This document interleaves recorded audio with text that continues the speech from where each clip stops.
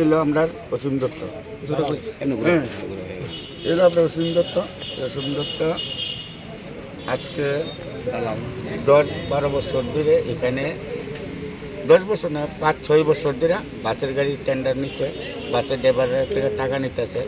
Plus অখন নতুন tender পাইছে দিল্লি কোম্পানি, দিল্লি কোম্পানির টেন্ডার পাইছে। দিল্লি কোম্পানির টেন্ডার পাওয়ার পরে এই দিল্লি কোম্পানির থেকে তাইনে আরেকজনরে হায়ার করে আইনা তাইনে সব কিছু অ্যারেঞ্জমেন্ট করবো।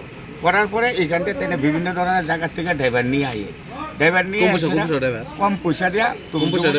মনে করে যুগন্ডনগর, বটতলা, ওই উদিপুর বা কেল্লামুড়া ওদিক থেকে সব ভাই তুমি গাড়ি চালাবে, হোক কত এরকম তোমার 18,000 টাকা বেতন দেবো, বাকি আর তুমি রাখো না। তখন ড্রাইভাররা কহ ঠিক আছে, বাড়িতে চালাইতাম না, এখানে গেলে 18,000 টাকা পাবো, চালাম। আর আমরা এখানে যে পুরান ড্রাইভাররা চালাইতেছে, আচ্ছা 25 বছর, 30 বছর, কেউ 20 বছর, কেউ 40 বছর ফার্স্টের চালাইতেছে, তারার লাগিয়া কোনো রেসপেক্ট নেই। তারারে দিতে গেলে তারারে ফুল বেতন দিতে হইব, তারার কাছে এলাকা আইয়ে না, কত না সন্টুরানো কোনো রাও করে না। আমাদের সেক্রেটারি আছে রাজু শাহ প্লাস দুলাল দেবনাথ আছে, তার সঙ্গে কোনো ক্ষতিই করে না। ফোন করলে ফোনও রিসিভ করে না। আজকে যদি 2 দিন ধরে যদি আয়া কথা কইতে হ, ঠিক আছে তোমরা সংগঠন আছে বা সব কিছু আছে, তোমরা ড্রাইভার নিমু, ঠিক আছে কম বেশ বা যাওই হোক, একটা তো কথা কইব, কথা কোনাই কোনো ব্যক্তি নাই, কোনো নাই। এখানে আয়া কোনো ইয়ে নাই, গাড়ি রাখছে, ড্রাইভার দিয়ে পাঠাই দিছে, এতটুকু।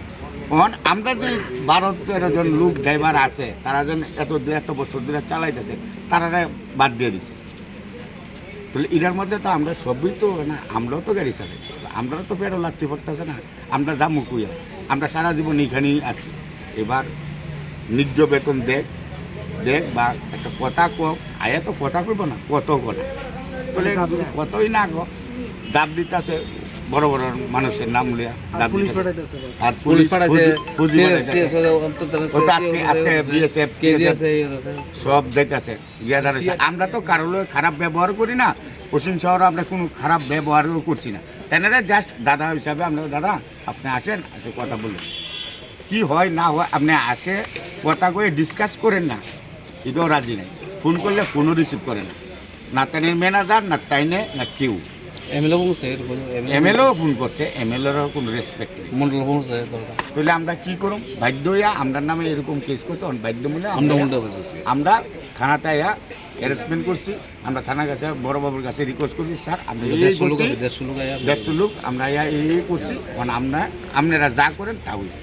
কি চান আপনারা, কি চান? আমরা চাই আমরা যে 12 জন পুরান মানুষ আছে তারা চাকরি দিয়ে দেয়।